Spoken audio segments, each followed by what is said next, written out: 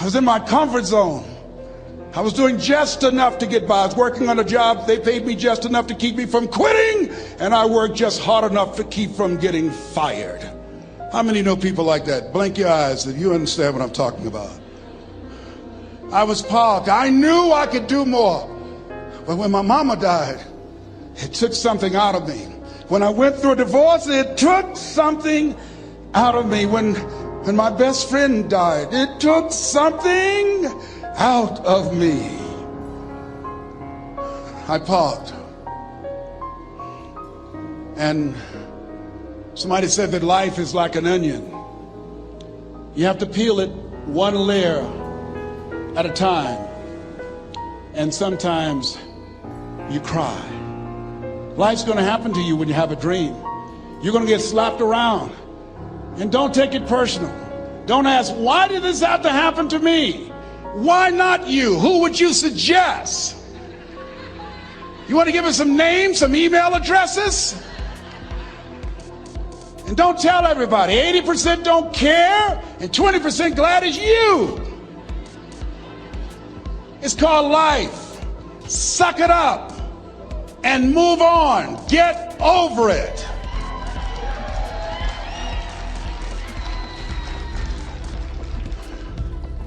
It happens to everybody. Here's the other thing: is you look at your goals and look at your dreams. When you're going through some stuff, repeat after me, please. When things go wrong, don't go with them. Yes, write that down.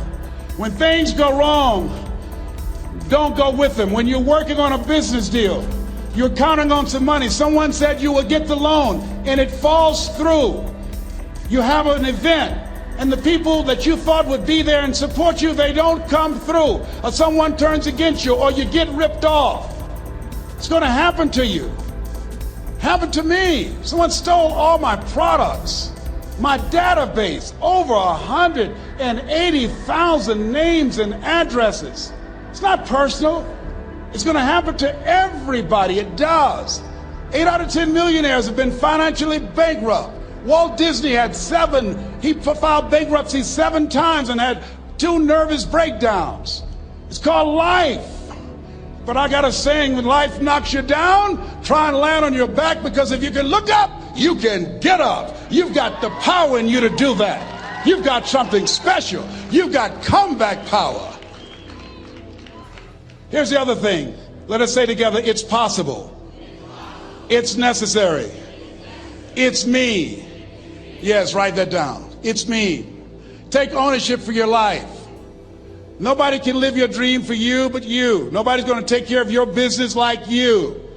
Stop coming up with excuses.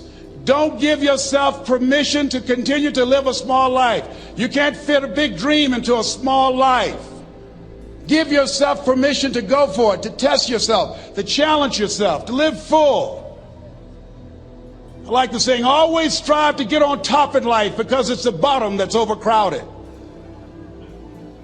The reason you're here is because there's something in you that says, I can do more. This just can't be it. There's something in you. There's a calling on your life.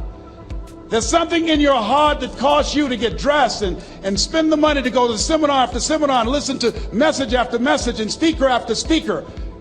Because there's something in you that tells you this is not it for you. You have not peaked here. There's more in you that you are expressing. Eye has not seen, ear has not heard, nor has entered the heart of mankind what's in store for you if you challenge yourself, if you persist and persevere, if you take ownership for your life. George Bernard Shaw said the people that make it in this life, they look around for the circumstances that they want, and if they can't find them, they create them. Create what you want. You have the power in you to do more than you can ever begin to imagine, to control your destiny, to make a difference in our children, to make a difference on the planet, to make an impact. Let us say together, it's me. And let us say together, it's hard. Say it like you know it. Say, it's hard. Ladies and gentlemen, it's hard. There are people who have seen their retirements taken away from them by the corporations that they work for. They were within 2 or 3 years of retiring, and they had it taken from them. The number one entrepreneurs in this country now are senior citizens. The number one employer, number two, McDonald's and Walmart. And there's nothing wrong with those jobs. I guarantee you those people did not have a plan to end up living their lives at the end of life with those types of jobs. And they didn't have a plan like you have, and while you're investing in yourself, not to. And it's hard. There are people making choices between purchasing prescription drugs or paying for gas or a mortgage note. It's hard when you're working on a job for 20 years, 30 years, give them some good years, and then they come in and tell you, we've downsized. In other words, you're fired. And then you have to start all over again. How many of you know it's hard? Raise your hands, please. It's hard. And it's not fair. One of the things I like about T. Harv is he talks about work and investing in yourself. It's not fair when people are going up against that kind of stuff to tell them just think positive and be enthusiastic and everything will work out all right. Ain't that kind of party. It's hard. Life will put some knots on your head. I bought my first home for my mother. I was rushing, didn't know what I was doing, and I bought a home that had a lien against it. And they called me, Mr. Brown, yes, there's a lien against your property. We need $55,000 if you're going to stay there. Wait a minute, sir. I just bought this home. The guy told me there were no liens against it. I'm not the one that owe you the money. You should have checked that out, Mr. Brown. Come on. I called my attorney. We followed up. Yes, Les, there's a lien against the property. But he told me there were no liens. He lied, obviously. Oh, my God. He told me he wanted to help me because he admired the fact that I was buying this home for my mother and that he was adopted, and he identified with me. Les, he suckered you. He played you, man. So what? Well, would they take payment arrangements? What about $5,000 a month? They want all the money, Les. They want all the money, or you're going to have to get out. The house is going up for sheriff's sale. Do you have it? No, I don't have it. Can they give me some time? Tell them to give me 3 months, please. Give me 3 months. My mother's in her 70s, man. She has a bad heart. Don't do this to me. This is my dream. Don't do this, man. Please, let me talk to them. Les, I'm talking to their attorney. They don't want to talk to you. I've got to talk to their attorneys. Do you have the money? No. Will they give me 3 months? No. What about 2 months? No, Les. They want the money in 7 days. Oh, my God. Let me call you back. I'm not sure. And I walked the floors thinking, God, how could this happen to me? I got to figure this out. I got to figure this out. And it seemed like the days were just ticking off. Thursday, I had to call them and let them know. They called me, Les, do you have the money? No, I don't. Friday, you have to leave. The sheriff will be there. You're going to have to leave, Les.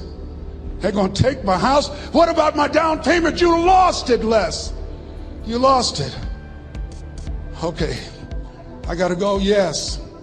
I prayed, Lord, please, if you show me that you're real, if you're really real, you think Paul worked for you, you haven't seen anything. Don't let me lose this house and watch what I'll do for you.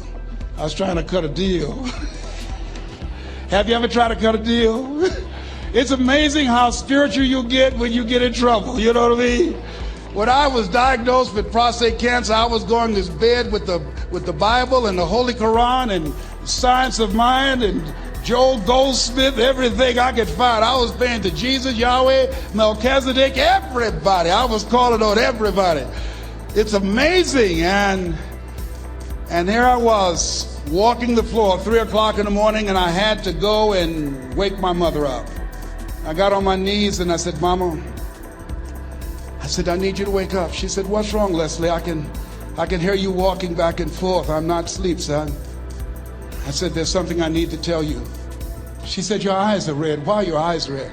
Because I feel so stupid now. Why? we got to move tomorrow. Why, Leslie? There's a lien against the property and they want $55,000 and I don't have it. And we're going to be set out tomorrow. We have to go back to Liberty City. So she said, it's okay. I don't like this house anyhow.